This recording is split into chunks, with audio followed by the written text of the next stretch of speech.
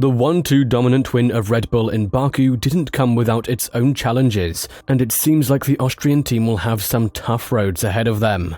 Even though the RB19 turned out to be a beast on the track, their rivals are now coming with massive upgrades in the following races that will cut down the lead in a much more competitive manner. Furthermore, it seems like Red Bull has started to lose technical staff yet again, and the guy who succeeded Dan Fallows is now leaving the team for Ferrari. How will this shape up the future of Red Bull? And with all the drama between Perez and Verstappen, could we see a competitive 2023 further down the road? We have an action-planned video for you, so make sure to not go anywhere. Red Bull has turned out to be the only team that knows how to build rocket ship cars in the past 2 years, but it seems like that is about to change for the benefit of the sport. Yes, Mercedes did bring upgrades to their rear suspension in Baku, and they didn't get the results they wanted. But let me remind you of one thing. The new rear suspension will show its true face once a new design of the car comes to Imola.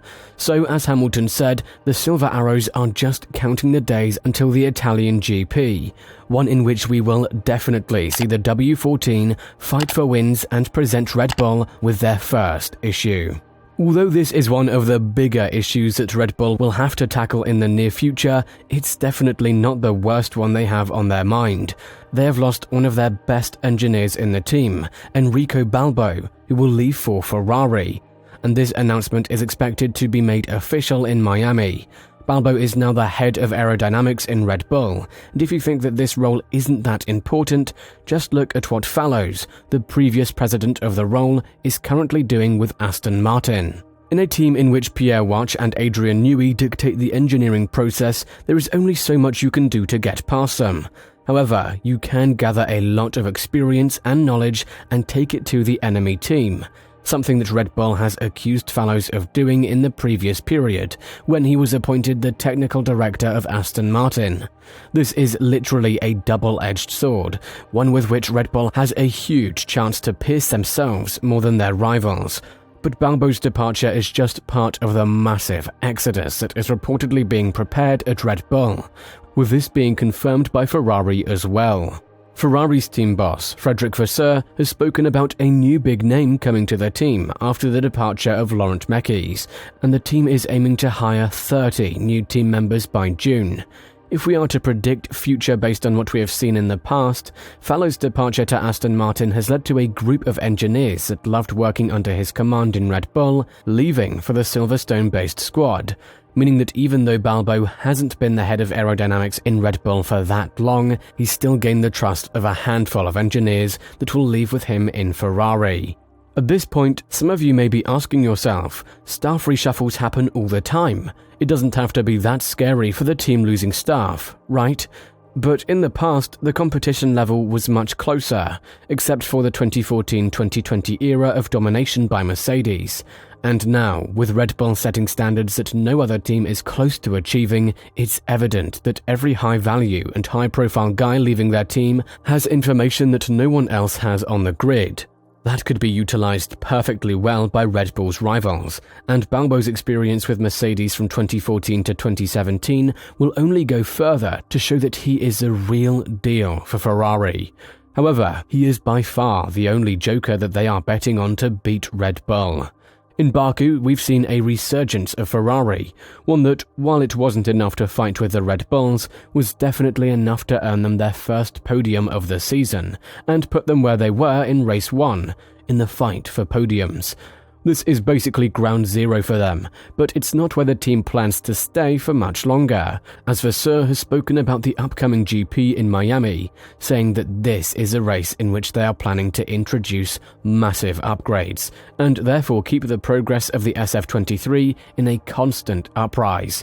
When talking about this matter, the Frenchman said, "We will start to bring updates on the car from Miami and for the next couple of events, and we'll see how the car will react to the updates. The update is one thing, but the fact that you are able to extract all of the potential out of the update is another one." Furthermore, Vasseur went on to speak about Red Bull's recent form, and while he was very happy with what Ferrari presented, he kept it realistic and said that his team needs to understand that the battle with the Austrian squad is going to be a very tough one. And one of the things Ferrari will aim to fix in the upcoming period is the straight-line speed deficit. Clearly, one of the strengths of the Red Bull today is the DRS effect. We need to understand what they're doing, and I think we're on it.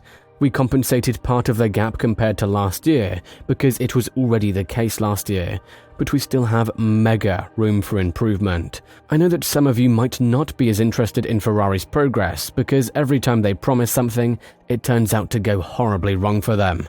On top of that, they had to deal with rumours of Leclerc's departure to Mercedes, but now that the Monegasque has reassured everyone that his plan is to stay with Ferrari and Ferrari only, the team can work towards the common goal of catching up to the RB19 with their newest upgrades that come in two forms, on the car and in technical staff. This time, however, they will have an unusual aid, one that happened back in 2016 in Mercedes, but no other team had the pace and the capacity to challenge the mighty beast that was built in Brackley, the fight between Perez and Verstappen.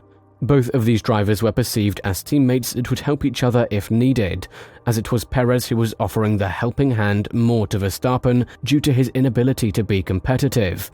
But when he needed a helping hand the most, he was played down horribly by his teammate in Brazil last year, which resulted in Perez now saying that he won't obey the team rules anymore and won't listen to team orders if they come his way.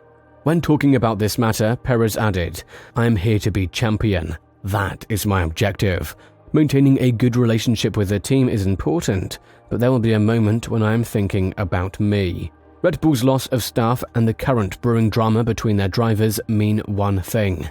The remainder of the season promises a lot of interesting scenarios that could see daylight.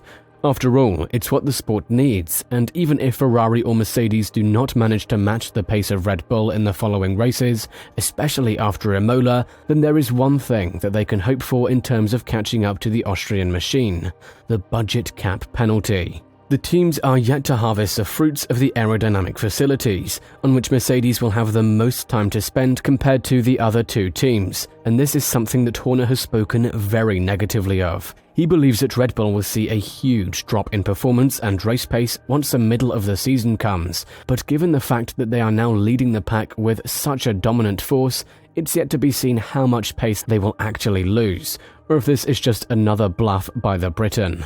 Overall, Mercedes and Ferrari are preparing themselves to attack Red Bull, and the fact that the Austrian squad is losing technical staff to their fiercest rivals, along with the bad relationship between Perez and Verstappen, should be enough for us to see their lead being challenged up ahead.